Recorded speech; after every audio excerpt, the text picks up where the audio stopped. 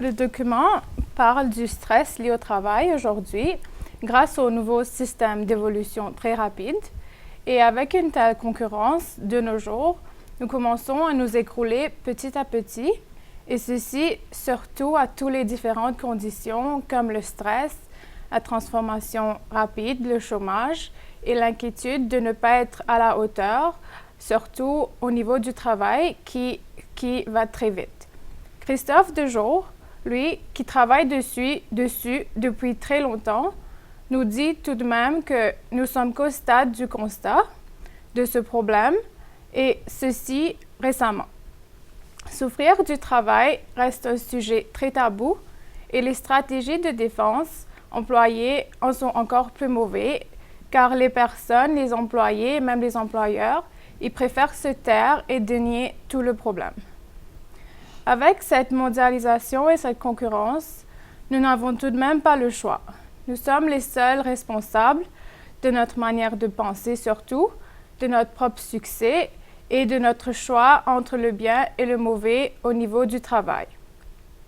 La seule solution alors, d'après lui, Christophe, c'est de tout repenser, de tout refaire, et l'apprentissage elle-même devrait commencer par la solidarité, le respect et une culture tout à fait différente.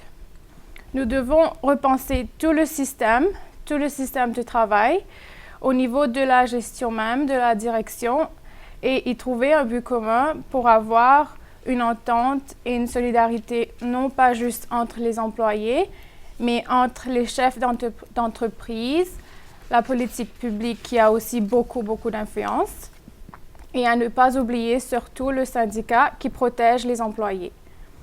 Il ne faut pas dénier aussi que nous sommes tous très impliqués, nous les employés, à ce niveau-là, et le succès et l'évolution est surtout grâce à notre propre zèle et notre motivation, car sans nous, le travail ne marche pas.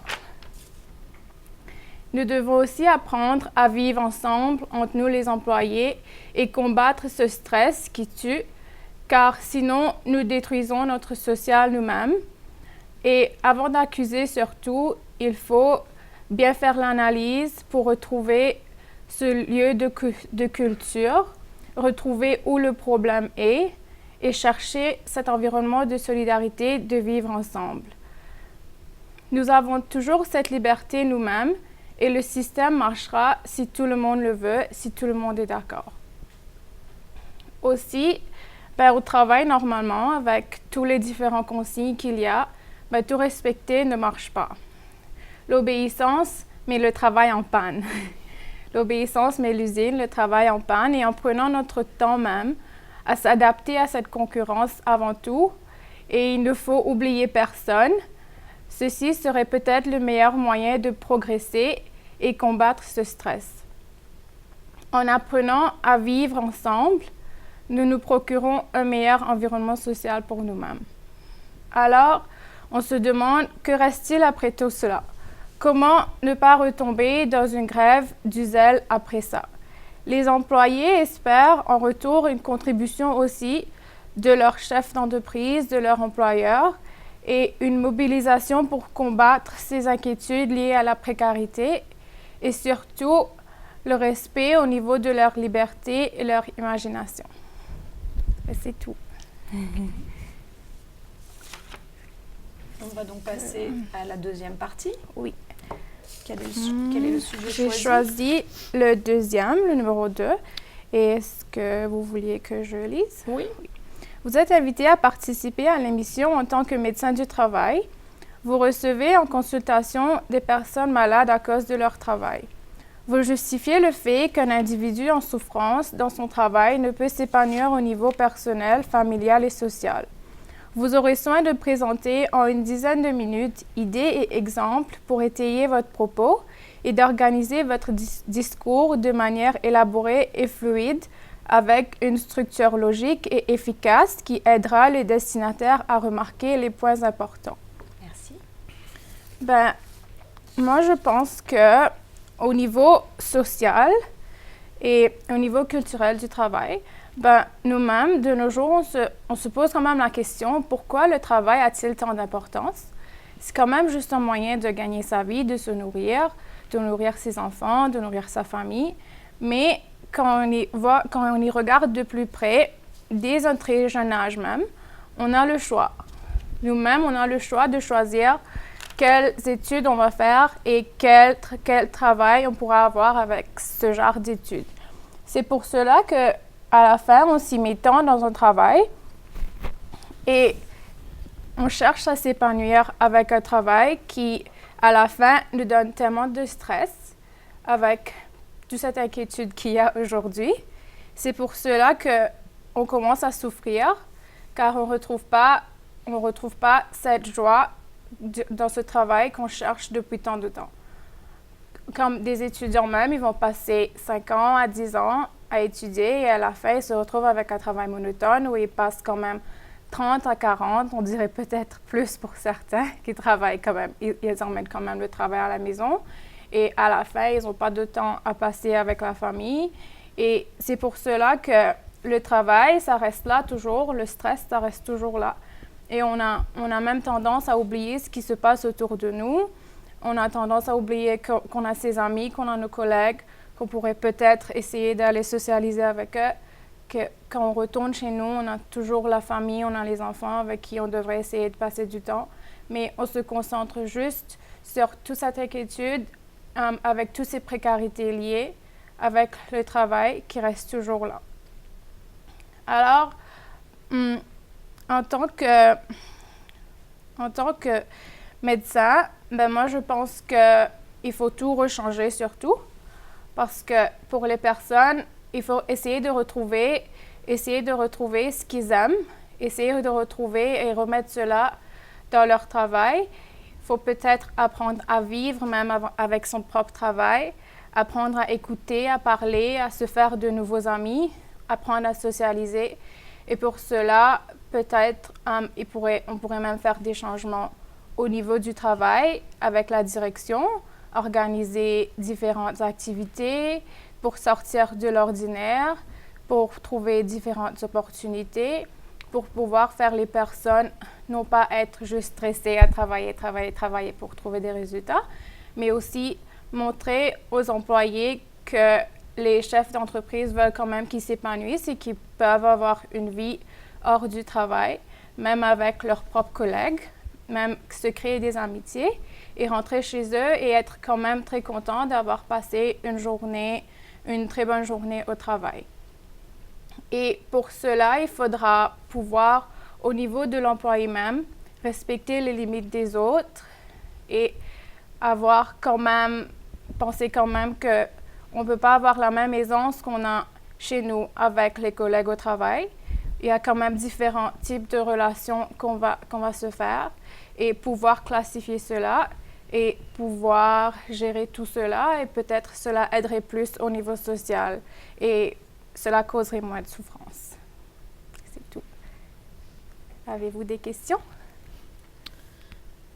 Je vais te poser quelques questions pour compléter un petit peu cette partie. Du coup, ici, on te demandait si, au niveau personnel, familial et social, si l'individu en souffrance n'a comme choix que de ne pas s'épanouir. Donc, est-ce que tu trouverais des solutions, c'est ça un petit peu qu'on attendait ici, pour qu'à la maison, ça se passe un peu mieux? Ben moi, je dirais comme solution, c'est peut-être qu'il faudra tout revoir au travail même, et quand même partager le travail. Et c'est peut-être avec la gestion, ça va au niveau de la gestion, pouvoir partager le travail pour ne pas mettre trop de stress sur la même personne et mettre des limites que peut-être les personnes ne devraient pas ramener ce travail-là chez eux, mettre quand même tous les jours la quantité de travail qui devrait être fait. Et les personnes vont quitter le travail à ce moment-là de l'après-midi en pensant que ce que je devrais faire aujourd'hui a été fait et aujourd'hui, j'ai tout mon après-midi pour passer avec ma famille et mes enfants. Quand je reviendrai demain, ce serait un nouveau jour pour faire autre chose, pour faire du nouveau travail. D'accord. Est-ce que tu penses quand même que la responsabilité, elle n'est pas aussi sur les membres de la famille, c'est-à-dire le conjoint ou la conjointe et les enfants, et pas seulement sur le travail? Des fois, on se dit que ça pourrait être facile si l'autre conjoint pourrait penser que mon mari ou ma femme vient de rentrer et elle a tellement de stress au travail, mais on se retrouve dans un monde où les deux, le mari et la femme, les deux, ils travaillent des mêmes heures et ils ont quand même le même stress. Et c'est à ce moment-là qu'ils vont se bagarrer car ils n'arrivent plus à se comprendre l'un et l'autre. Car les deux, ils ont le même stress. L'un va penser pourquoi, l'autre ne me comprend pas. Et les enfants, ils sont quand même là, ils ne savent pas quoi faire parce que les deux parents, ils sont quand même stressés. Mais des fois, c'est facile si un des conjoints ne travaille pas, mais de nos jours, tout le monde travaille quand même dans la famille. Est-ce que tu pourrais nous proposer des solutions à la maison, d'organisation un peu différentes peut-être, pour pallier à tous ces problèmes? Je dirais peut-être que la communication serait la première solution. Parler, c'est dire que des fois, si les conjoints ont besoin de se parler, de se raconter leurs problèmes, ils vont le faire quand les enfants ne sont pas là. Ils vont peut-être comme se donner une heure qu'ils retournent chez eux pour le faire et après cela, mettre le travail de côté et essayer de se concentrer juste sur la famille. Moi, je dirais que ce serait plus au niveau de la communication. D'accord. De pouvoir comprendre chacun. J'avais encore une petite question. Finalement, quelle stratégie de défense est-ce que tu peux utiliser pour faire face au stress au travail? Est-ce que tu as des idées de manière de te protéger quand tu es au travail pour ne pas être trop stressé, trop en souffrance? Je dirais peut-être le rôle social, les relations que nous avons avec les autres. Parce qu'il y a quand même beaucoup de problèmes de stress qui lient à beaucoup d'harcèlement. Le stress, peut-être, on pourrait nous-mêmes essayer de gérer notre propre stress avec des activités comme le sport pendant nos heures de break. On pourrait aller faire du sport, sortir du bureau et aller trouver autre chose à faire pour pouvoir quand même au milieu sortir de cette routine et retourner quand même avec comme l'esprit frais pour pouvoir quand même finir cette fin de journée. Mais moi, je dirais, comme niveau de défense, ce serait de trouver différentes activités, comme le sport et la musique. D'accord, des activités plutôt artistiques. Des activités artistiques. Est-ce que tu pourrais nous donner maintenant des exemples de précarité professionnelle et comment on pourrait lutter contre cette précarité au travail?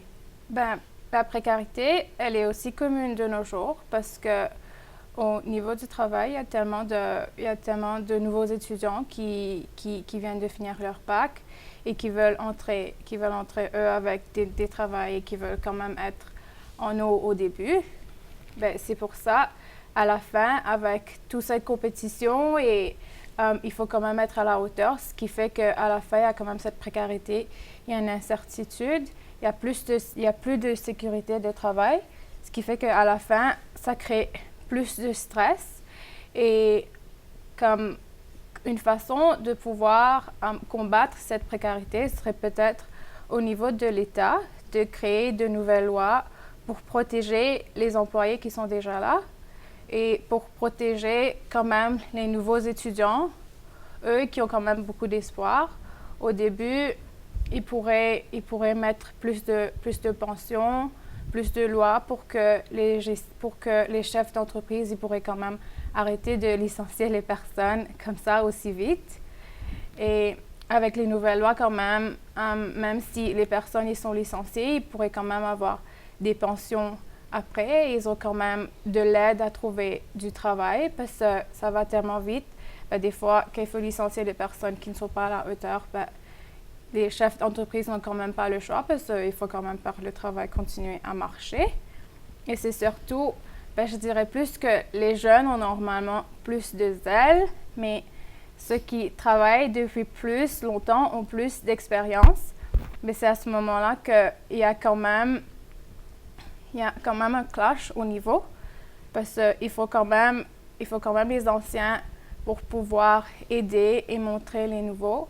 Ben, je dirais peut-être que les entreprises même, eux, ils pourraient plus aider à prendre des apprentis au lieu de juste prendre des personnes. À ce moment-là, ils pourraient s'entraider eux-mêmes et ils pourraient s'aider à trouver des solutions entre les anciens et les nouveaux à faire le travail mieux marcher.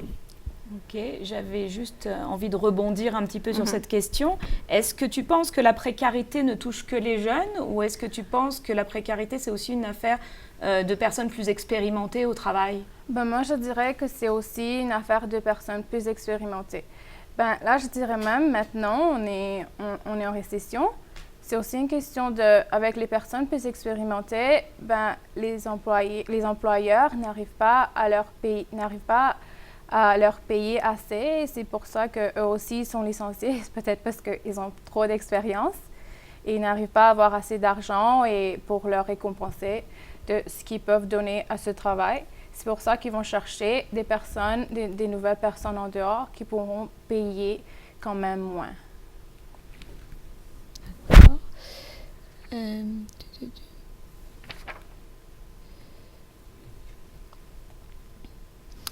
Une autre petite question. Quand tu es stressé au travail, est-ce que tu as besoin d'en parler ou est-ce que tu as plutôt de la réticence à en parler?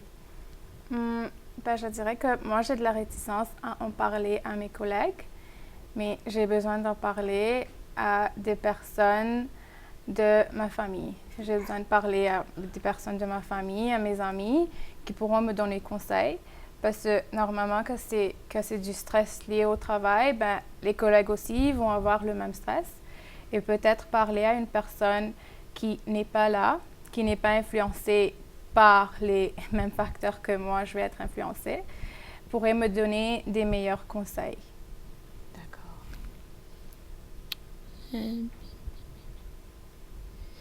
Mais finalement, est-ce que le travail n'est pas aussi une source de bien-être?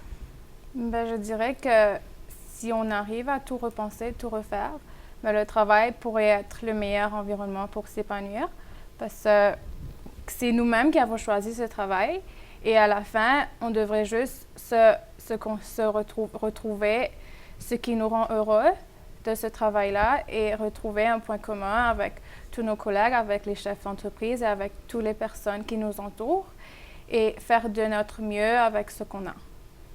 Je dirais que oui, le travail est définitivement un lieu de bien-être, mais il faut juste retrouver tout cela. D'accord.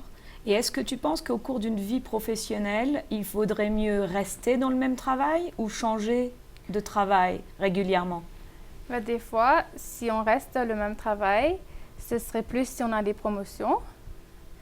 Mais je dirais que ça dépendrait bien des personnes. Je connais ma mère, elle est restée dans le même travail, mais elle est très contente.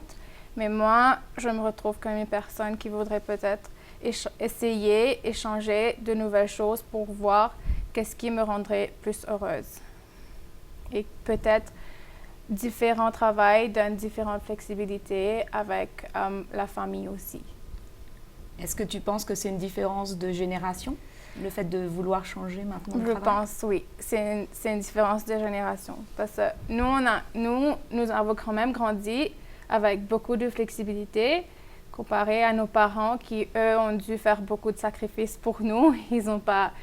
Ils peuvent pas penser du jour au lendemain, oh, je veux changer de travail, je peux tout quitter et tout refaire parce qu'ils ont quand même la famille et la culture avec laquelle ils ont grandi, ben, ça fait une différence. Mais nous, on a grandi avec la possibilité d'avoir le choix nous-mêmes. Et c'est pour cela, peut-être que de nos jours, nous, on pense que si on n'est pas content ici, ben, on pourrait changer et aller trouver un autre travail où on pourrait être plus content. Mais tandis que nos parents, je dirais qu'eux, ils pourraient peut-être rester ici et essayer de résoudre le problème. Encore une petite question. Est-ce que tu penses qu'aujourd'hui, il y a plus de pathologies professionnelles qu'au siècle dernier? Et pourquoi? Je dirais qu'il y en a beaucoup plus avec l'évolution et la transformation, et surtout avec les nouvelles technologies.